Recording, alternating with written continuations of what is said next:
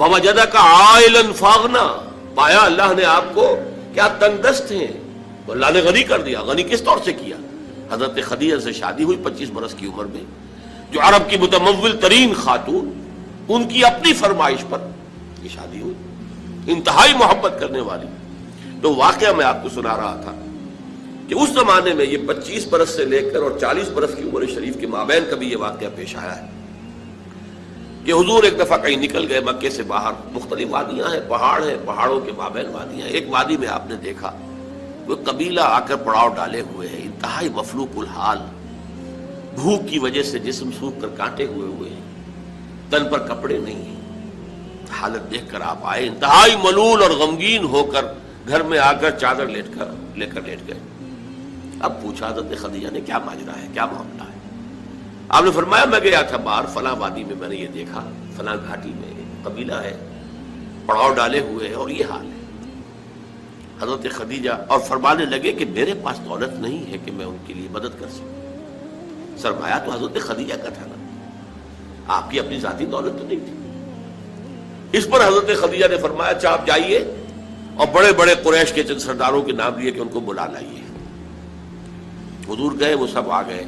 اتنی دیر میں اتنا بڑا ڈھیر اشرفیوں کا حضرت خدیجہ نے لگا دیا کہ جب حضور آ کر بیٹھے تو اس کے پیچھے چھپ گئے، اور پھر کہا ان سرداران قریش سے مخاطب ہو کر آپ سب لوگ گواہ ہیں، میں نے یہ ساری دولت محمد کے حوالے کی صلی اللہ علیہ وسلم، وہ جیسے چاہیں اسے خرچ کریں۔ تو ایسی بیوی جس نے ساتھ دیا، میں اگر اس موضوع پر چونکہ میرے کچھ خاص احساسات ہیں اس میں وہ بیان کروں گا تو پھر بہت وقت نکل جائے گا کہ حضرت خدیجہ رضی اللہ تعالیٰ عنہ کا کیا مقام تھا جسے ہم میں سے اکثر نہیں جانتے۔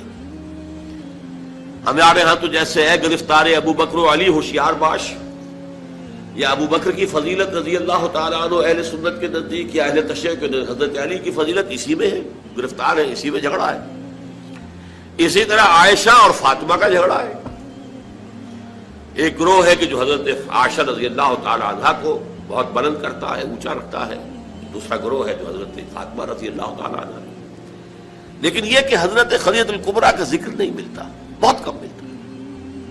لیکن حضرت فاطمہ کی والدہ حضرت خدیجہ جو صدیقۃ الکبریٰ ہیں، ان کے نام کے ساتھ کبریٰ اس لیے جمع ہوا ہے، صدیق اکبر، الصدیق الاکبر ہیں حضرت ابو بکر رضی اللہ تعالیٰ عنہ، الصدیقۃ الکبریٰ، جیسے حضرت مریم کے بارے میں آتا ہے قرآن میں کان امہ صدیقہ، تو اس امت کی الصدیقۃ الکبریٰ حضرت خدیجہ رضی اللہ تعالیٰ عنہا۔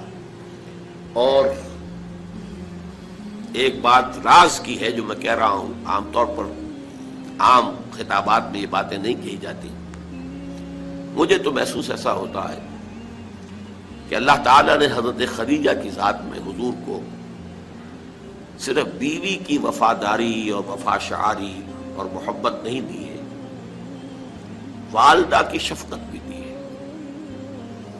حضور محروم ہوئے بہت ارلی عمر میں، والد کو تو دیکھا ہی نہیں، والدہ کی شفقت سے بھی بہت جلد محروم ہوئے۔ عمر کا فرق اتنا تھا، 25 اور 40، اندازہ کیجیے۔ اور آپ کو معلوم ہے میری نانی میرے بڑے ماموں سے 13 برس بڑی تھی، 13 برس میں ان کی ولادت ہو گئی تھی، اور عرب کا معاملہ تو اور گرم ماحول کا تھا۔ تو کیا 15 برس کی عمر میں حضرت خدیجہ کی اولاد نہیں ہو سکتی تھی؟ اگر وہ ہوتی تو کیا وہ حضرت عمر حضور کی ہم عمر نہ ہوتی؟ اس حوالے سے دیکھیے۔ چنانچہ ایک واقعہ میں آپ کو اور سنا دوں۔ ایک مرتبہ حضور صلی اللہ علیہ وسلم اسی طرح جو بھی نیا تجربہ تھا عالم ملکیت اور عالم بشریت کے درمیان اتصال کا، اور جس کی وجہ سے ایک خوف کسی کیفیت، ایک تشویش کا سا انداز، تو حضرت خدیجہ نے ایک مرتبہ یہ کہا کہ اچھا اب جب وہ آئے، وہ فرشتہ ہے یا کیا ہے، وہ بدروح ہے یا کوئی واقعتاً فرشتہ ہے، جب بھی وہ آپ کو نظر آئے تو مجھے بتائیے گا۔ حضرت جبرائیل آئے، حضور نے فرمایا وہ آ گیا۔